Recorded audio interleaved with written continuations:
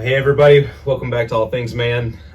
We had such a huge following after last week that we decided to do it again for everybody. So welcome back. It's good to have everybody today. Today we're going to be hitting some topics off of Toby's radar, some things that he wants to talk about specifically. But first, we're going to have a message from our sponsors, and then right after that we will... All right, we don't have any sponsors. So if you're listening, you're looking to sponsor a worth it cause, and you can't find any, we're here. Yeah, no doubt. All Things Man, a place where we exist to talk about all things man, theology, hunting, fishing, a place where men can be men and drink white chocolate coffee together out of a pink straw, no doubt. You brought up something earlier today. No, it was yesterday, and we were talking about commitment. Oh yeah. Yeah. Yeah, I was just kind of looking through and had come across a couple different examples that I thought were neat of just dudes in the Bible that were, committed to, Jesus, or committed to God, or whatever scenario they were in. And the first one that kind of stuck out to me, even though it's everyone, even my 4-year-old knows about David and Goliath, but after Saul gives David the blessing and he's like, all right, dude, if that's what you want to do, he puts on his armor and his sword and he's like, dude, I can't move like this, Mm-hmm. I'll just take my weapon of choice. When he goes down to the river, or the brook rather, and gets up 5 smooth stones. And when he got those stones, man, I thought that was pretty cool, because at first I thought all 5 of them, okay, cool, in case he misses Goliath, right? But no, it was to whack Goliath, and then he has 4 brothers. He's like, man, I've got God on my side. He's been with me, taking out bears and lions when they attack my dad's sheep. Mm-hmm. I'm gonna go ahead and take all 5 of these dudes out while I'm at it. Did you say whack? Yeah. Whack Goliath? Yeah. Solid? Yeah, whack is in like... That's like military term. Yeah, maybe. Whack a dude. There you go. Okay. All right. There we go. But yeah, I thought that example was pretty cool. Another one I thought was kind of what you talked about on Sunday service with Peter and getting his feet washed. And he's like, man, Mm-hmm. if we're gonna do this, let's do it all the way, man. Might as well. Yeah. Wash my hair and all that good stuff. So Mm-hmm. I don't know if you had a little bit more. Maybe somebody that's listening didn't tune in on that one. Yeah, for those of y'all who want another great pastor, you can look at our sermon from this past week and see a little bit about what he's talking about, thelightjacksboro.com. Yeah, go to that. Go to Sermons, Media, check out our latest sermon. Pretty good. How about you, Rowdy? Any biblical characters come to mind when you think about commitment? Daniel. Gosh almighty. Are we still there? Well, out of the book of Daniel, you have Shadrach, Meshach, and Abednego, Mm-hmm. who refused to worship Nebuchadnezzar. That dude's It's in there. idol. Read the book. And they were willing to be thrown into a furnace. We learned that one's, I think, probably the first time I heard that was on VeggieTales. I think that was one. Wherever you get it from, Right. man. But they knew this dude was serious. They said, we'll burn him, or we'll throw him into a furnace. And they, their commitment was convicted them very deeply to, be willing to take that risk. It's just all throughout, and then, also in Daniel. This guy. Daniel's told not to pray, and Mm-hmm. one of the other higher ups catches him, continuing to pray, Mm-hmm. and he gets thrown into the lion's den, and a lot of those Old Testament dudes. But then Jesus, he was pretty committed to his cause. Yeah, I was going to say, that's obviously the Sunday school answer. Right. God, Jesus, he's committed to us. Absolutely. No doubt. You just said something that, makes another really good point, like the reversal.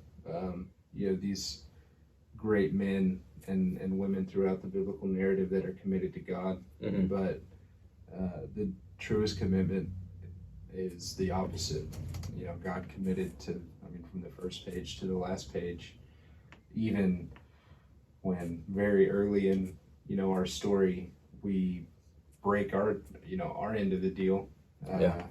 God sticks with us, and he wiped out a bunch in the flood. But even after that, he makes new covenant. It's so. What about you?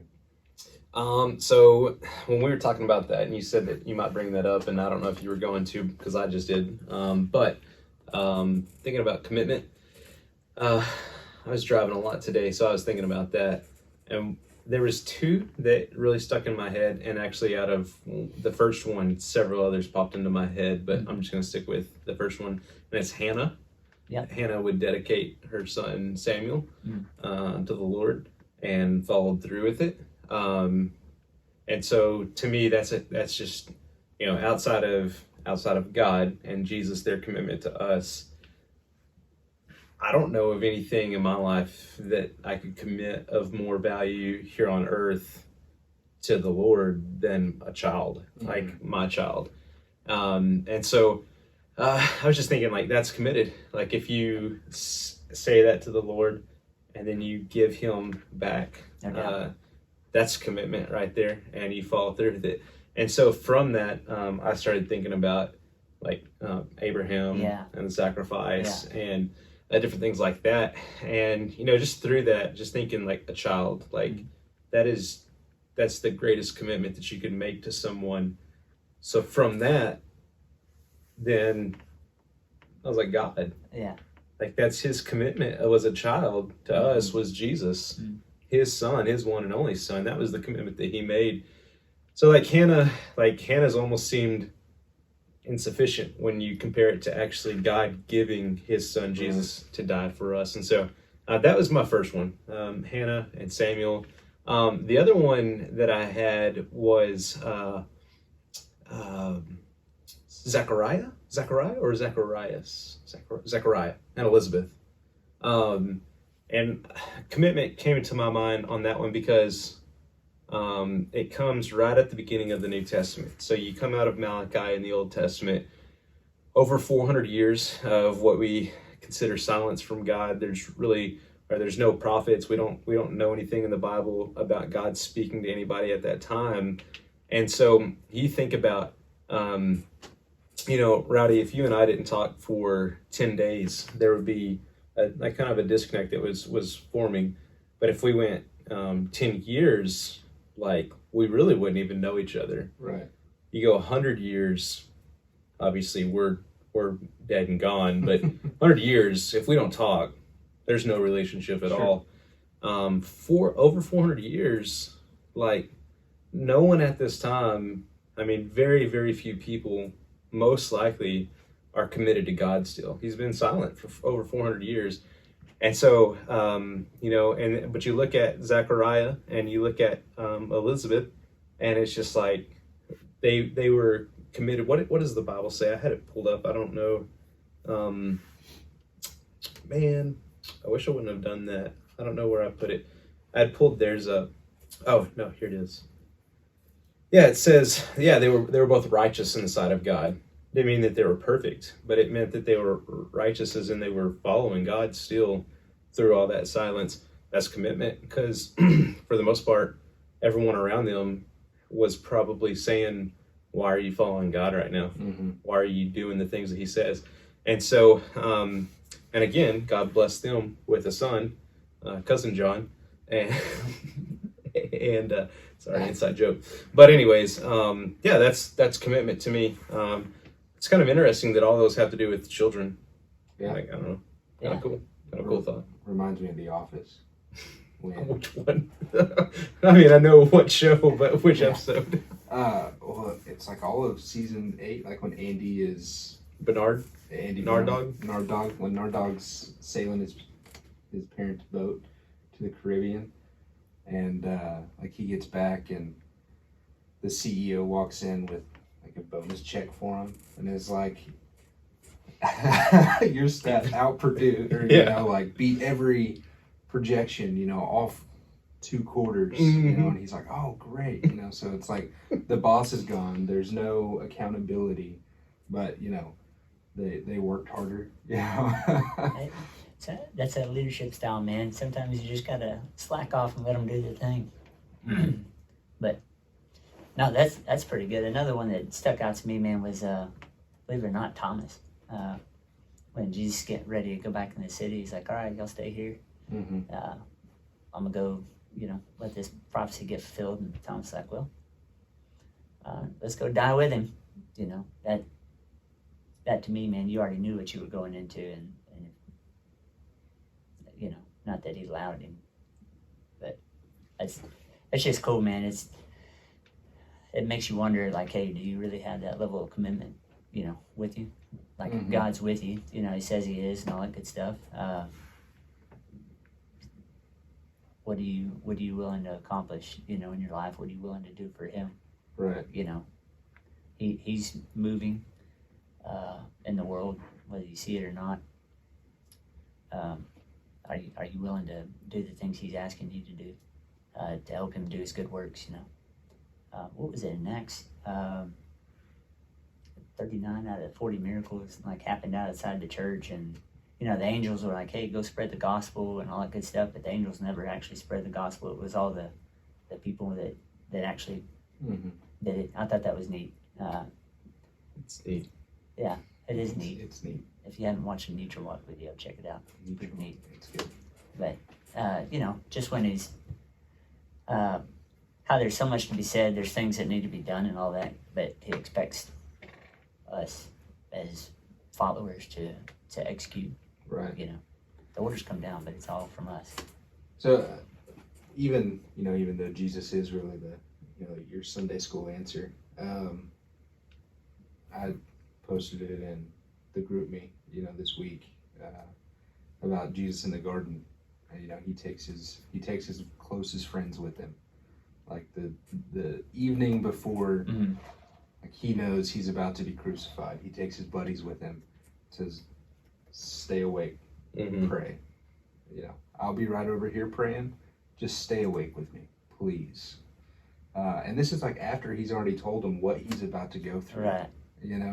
Like they should know. Yeah, he's been warning them for chapter after chapter. Yeah. Obviously they don't have chapters, but like they for just a while. had a dinner, where Isn't this where Peter cuts the dude's ear off? a couple hours after this. Yes. That's your favorite. Peter, Yeah. Peter rocks.